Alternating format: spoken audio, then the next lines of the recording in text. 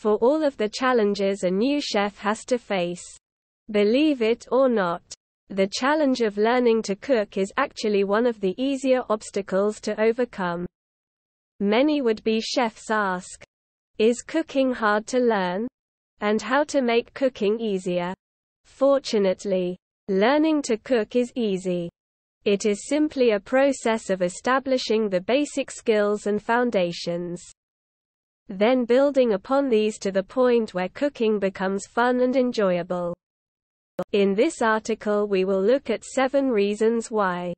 As a chef, I believe cooking to be a skill anyone can easily learn, whether in a professional kitchen or a keen amateur at home. After reading, I believe anyone will have a much better understanding of the starting blocks to becoming a great chef and how to make cooking much easier. There's a structured process. Learning a new skill is a lot easier when we follow a set system. And cooking is no exception. If we tried to learn guitar, we would start by learning the basic notes, then the chords, then build up to a complete song. I assume this is how it works as I don't have a musical bone in my body. We would not pick up a guitar and expect to be able to play a full song instantly. Weirdly, however, this is what a lot of people expect to happen when cooking. They dive headfirst into a new recipe without ever taking the time to learn the basics in advance. It is a testament to people's creativity and the ease of cooking that we get results this way at all. Knife skills are easy to learn. As beginner chefs, we are shown basic knife skills and have the opportunity to practice over and over again. The great thing about this is that by the end of our first week we are far more proficient with a knife. It's that quick. As a chef progresses, we soon discover that knife speed comes naturally. Once we are using a knife proficiently, it becomes almost a game to see how quick we can chop that bag of carrots or prepare those potatoes. The other great advantage of building a solid foundation of knife skills is that it frees up our brain to focus on the cooking. By automating the chopping process, our minds can focus on the rest of the preparation, and the important skill of multitasking becomes far easier. This gives the impression of a chef at ease, which is a surprisingly easy state to achieve with the smallest amount of practice. Basic techniques have multiple uses. Cooking is based on fundamentals that are built upon. Fortunately, these fundamentals are surprisingly straightforward to learn and are used in a surprising amount of dishes. When starting on your cooking journey, you will quickly learn the basics. Roux, mirepoix, searing meats, blanching veg, pastry essentials. These are all examples of the building blocks that have many uses.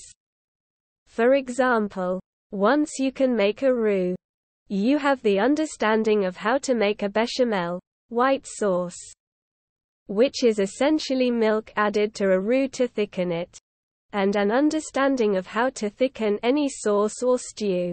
Next time you find yourself ladling a thin casserole or getting frustrated with your watery gravy, you will know how to thicken it from that one simple basic.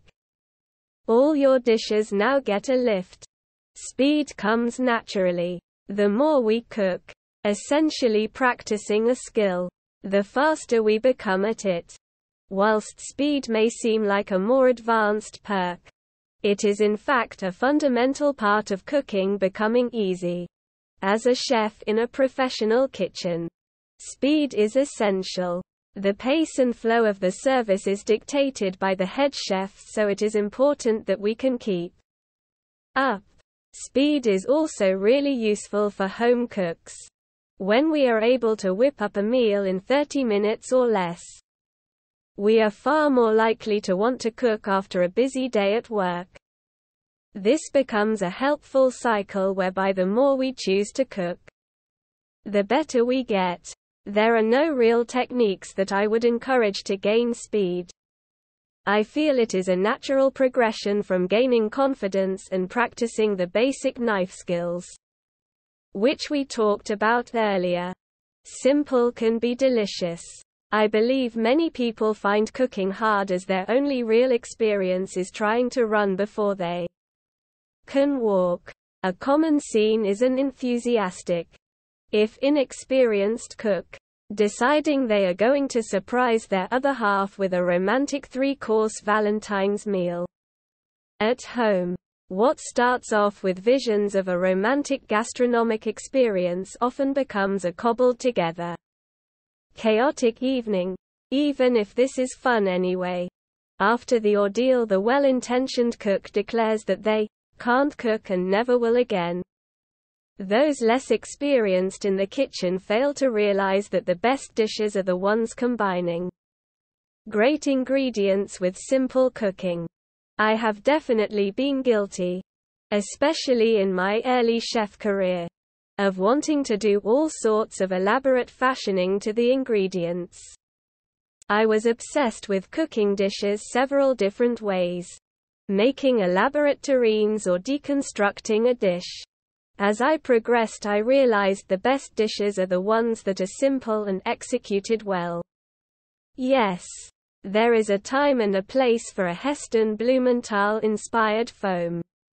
But our first few attempts at cooking may not be the best time to try.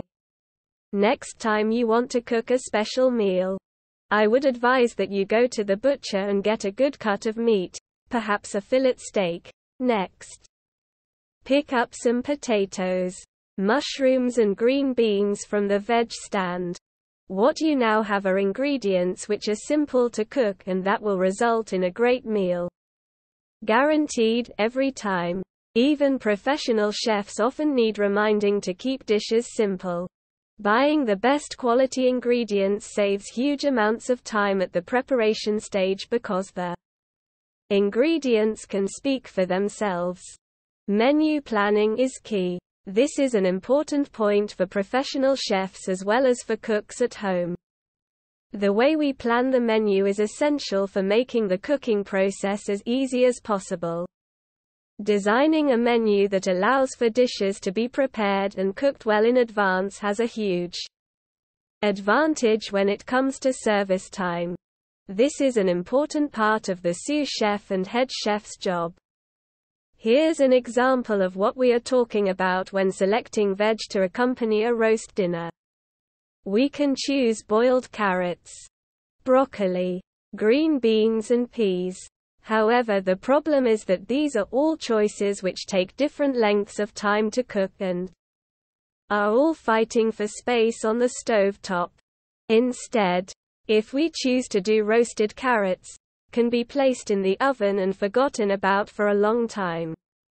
Braised red cabbage can be cooked the day before and reheated for service. Cauliflower cheese, another dish that can be prepped in advance and cooked in the oven. And peas, a quick 5 minutes in boiling water and done. In the second menu we have removed much of the last-minute work. Utilizing the oven gives us a larger margin for error, and these dish options allow much of the prep work to be done well in advance. In a professional kitchen we would simply keep the braised cabbage warm during service and serve up portions as required. Far easier than cooking all the veg to order and no quality or flavor sacrificed in the process. Cooking is a process to enjoy. To end, we should try and remember that cooking is a process to be enjoyed. It is not all about the end result. Professional chefs enjoy the process of learning and experimenting with food. There is never a point where you can say, "That's it, I've learnt it all." It can be difficult after a busy day to enjoy cooking. But when we relax into it, we often find it is actually a really therapeutic process for winding down. Our friends in Europe understand the joys of leisurely evening meals and taking time to cook and enjoy food for the experience that it is. when cooking is seen as a chore to be done before getting on with other more important things. We are always going to struggle to enjoy it. When we make time to be in the kitchen, perhaps chatting over a glass of wine whilst preparing dinner, it enhances the experience. The great meal we enjoy as a result becomes just a small part of a wonderful relaxed evening.